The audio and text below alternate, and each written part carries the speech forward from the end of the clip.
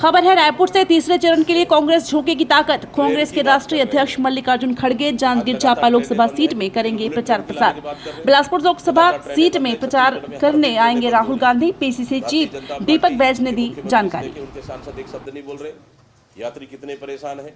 तो इस तरह से मतलब जो चीज हुआ नहीं है उसको एक सिर्फ प्रोपोगेंडा के तौर पर एक पोस्टर के माध्यम से दिखाया गया है ताकि मोदी ये सब चीज है। बिल्कुल उल्टा है।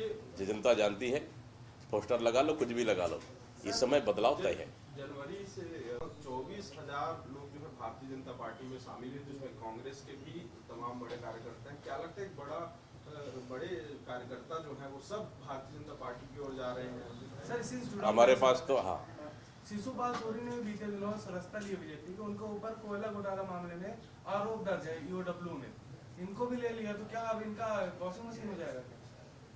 आपके पास तो 24,000 का रिकॉर्ड है, हमारे पास तो है नहीं। गिने चुने लोगों का रिकॉर्ड है। मैंने कहा चुनाव है, नेता आते जाते रहते, इससे कोई फर्क नहीं पड़ने वाला है कांग्रेस को। देखिए 4 जून के बाद देश में कांग्रेस की सरकार बनेगी, ये तय है। हाँ, नेताओं को दबाव करके मुझे लगता है कि हमारे पूर्व विधायक शिशुपाल सोरेन जी अगर गए हैं भारतीय जनता पार्टी में, तो मुझे लगता है वो भी मोदी वॉशिंग पाउडर से धुल जाएंगे, क्लीन होकर बाहर निकलेंगे। अच्छा है, तो जिसके ऊपर एफआईआर है उसको डरा के ले जाओ, और जिसके ऊपर जो नेता अच्छा काम कर रहे हैं उसके ऊपर एफआईआर करो, उसको दबाव डालो। ये भारतीय जनता पार्टी की ओछी राजनीतिक है। ये लोकतंत्र में इसके लिए कहीं भी स्थान नहीं है।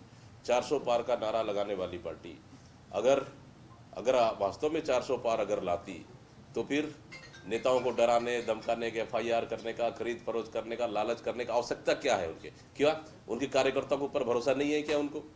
तो इसलिए भारतीय जनता पार्टी के कार्यकर्ता भी परेशान हो गए, और इसलिए इस तरह के दबाव बना के वो अपने वॉशिंग मशीन में कुछ नेताओं को क्लीन कर रहे हैं। मतलब आप मानते हैं कांग्रेस में रहते उन पे दाग था भ्रष्टाचार का? देखिए, हम तो नहीं कह रहे, ये तो भारतीय जनता पार्टी कह रही है। ये तो भारतीय जनता पार्टी की एफआईआर उन्होंने की, आरोप उन्होंने लगाया, फिर उसी को उन्होंने ले गया, तो वॉशिंग पाउडर में धुल जाएंगे। हो गया? बिल्कुल बिल्कुल, संभवतः टेम्परेरी डेट अध्यक्ष जी माननीय खड़गे साहब का 28 तारीख को बन सकता है जांजगीर चांपा में, और 29 तारीख को संभवतः माननीय राहुल गांधी जी का भी कार्यक्रम बन सकता है। ये लगभग टेम्परेरी डेट अभी तक है। यहाँ रात भी गुजारेंगे, क्या लगता है कितना इफेक्ट पड़ने वाला है?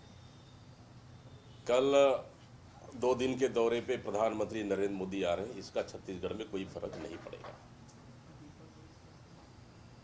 विधानसभा चुनाव में भारतीय जनता पार्टी, प्रधानमंत्री मोदी छत्तीसगढ़ की जनता को झूठ बोला है और मोदी गारंटी के नाम से ठगने का काम किया है, और छत्तीसगढ़ की जनता को इस 4 महीने में 16,000 करोड़ कर्जा में डुबो दिया। ये छत्तीसगढ़ की जनता अच्छे से जान रही है। इसलिए प्रधानमंत्री मोदी जी को छत्तीसगढ़ में रात गुजारने पड़ रही है, रुकना पड़ रहा है। मतलब समझ जाइए कि छत्तीसगढ़ का हालत भारतीय जनता पार्टी के लिए बिल्कुल भी ठीक नहीं है, और वो लगभग पूरे सीटों में इस समय छत्तीसगढ़ में भारतीय जनता पार्टी हार रही है। मोदी जी भी आए, अमित शाह भी आए, जिस तरह से भाषण रहा ये तो हम लोग की तरफ से था, आप लोग आपकी तरफ से कोई मसाला तो दे दो बोलो। आज तो कुछ सवाल पूछ लिया आप लोग, पंखा चालू कर लो। कुछ हिंदू मुस्लिम से भी रिलेटेड हुआ है, धर्म से भी रिलेटेड बोला कि आप लोगों ने भी ट्वीट किया, आपके केंद्रीय स्तर के नेताओं ने भी काफी इस पर आक्रामक किया। ये भी कहा मोदी जी ने कि कांग्रेस सोना चांदी हड़पना चाहती है, सब प्रॉपर्टी हड़पना चाहती है, और उन लोगों को बांटेगी जिनके ज्यादा बच्चे हैं। तो ये किस रूप से देख रहे हैं? देखिए, भारतीय जनता पार्टी के पास इस समय जनता के बीच में जाने के लिए कोई मुद्दा नहीं है। धर्म के आड़ में राजनीति कर रही है और भगवान के नाम से राजनीति कर रही है। मैं तो कल भाषण सुन रहा था, कहाँ का प्रोग्राम था मुझे ध्यान नहीं है, राजस्थान का। फिर टार्च जलाने को कह रहे थे। मतलब सोच लीजिए कि आप महंगाई का बात नहीं करते, अपने एक एक घंटे भाषण में आप बेरोजगारी का बात नहीं करते, और युवाओं की बात नहीं करते, देश की अर्थव्यवस्था की बात नहीं करते। आखिर आप देश को किस दिशा में ले जा रहे हैं?